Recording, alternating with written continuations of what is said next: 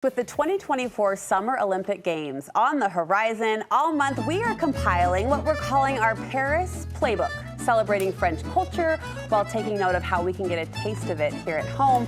And my next guest says, don't overlook the water. Alexandra Rich grew up near the French Riviera along the Mediterranean coastline in the southeast corner of France. How romantic does that sound? I'm just saying, living through you. She's found a few humble replacements to that famous watermark here in Utah. It's great to have you. It's great to meet you. Thanks for having me. So is that French Riviera as picturesque as we imagine? It really is. Although there is one thing you cannot feel in those pictures, like, you know, when you are on one of those French beach and you close your eyes and you hear the cicadas, and it's so overwhelming and so relaxing at the same time, you know, and then you feel the salt, you smell it. It's just like a whole experience altogether. There's that romanticism that we love, and we're seeing pictures from your camera lens which are just as beautiful as you described. I understand you met your husband in France. You both have a love for the water. Yeah, I actually met him on that specific beach that just showed. In our couple, I'm more the water girl, he's more the mountain Utah guy. But every time we go back to France together, it's like, oh yeah, it's pretty awesome, actually. This is where our love story began. Yeah, exactly. And it's worth celebrating. Well, for those who can't make it over to see the French Riviera in person, you point to Humble Bear Lake as a fix that we might overlook as Utahns. Exactly. I mean, you know, when I'm really missing the water, you can get the beach aspect of it, the beachfront houses, and the ice cream, the family aspect that gather you around the water, all the water sports. So that's a pretty great place to meet in the middle, let's say it that way. That's a good way to say it, to meet in the middle. And I truly love that you sincerely appreciate what we have to offer in Utah, Alexandra, in terms of water destinations.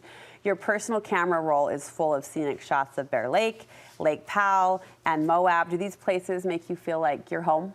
100%. Especially, like, I really love to go to Moab as well for the very hot aspect. You know, in south of France, it can get very, very hot. Yes. And just laying on this hot sand, it just really feels amazing. I love that you have reframed our lens to, I think, more keenly appreciate what's all around us. So thank you for that. On an anecdotal note, I want to ask you, there's so much we admire about your homeland. You told me that there is one thing you sincerely admire about America, and that is how we parent. Talk to me more about that. So I've been a teacher for about 7 years here in Utah, and I have noticed that the parents of my students are making a point into facing how sorry. You're good, you're good. I could listen to you talk all day. After a moment, it gets overwhelming, the French accent. So the parents of my students are very good at encouraging their kids to perform and excel in an extracurricular discipline, and they encourage it through it. I've heard many talks of them telling the kids, you know, you can do it, you can do whatever you put your minds into. That encouragement. You can, yeah, and this is not something that dedication to extracurriculars activity, I don't see that much in France. Seeing you know, how the parents drive their kids to practice after school and then dedicate to games on the weekend. I think that's amazing, and I wish we could do that more in France. You see, there's also a gentleness to American parenting that took you off guard when you first moved here, but it's something that you've tried to implement in your own role as mom. Yeah, 100%. And I think, you know, everything comes into balance. Sure. Having that French aspect, structure of education, but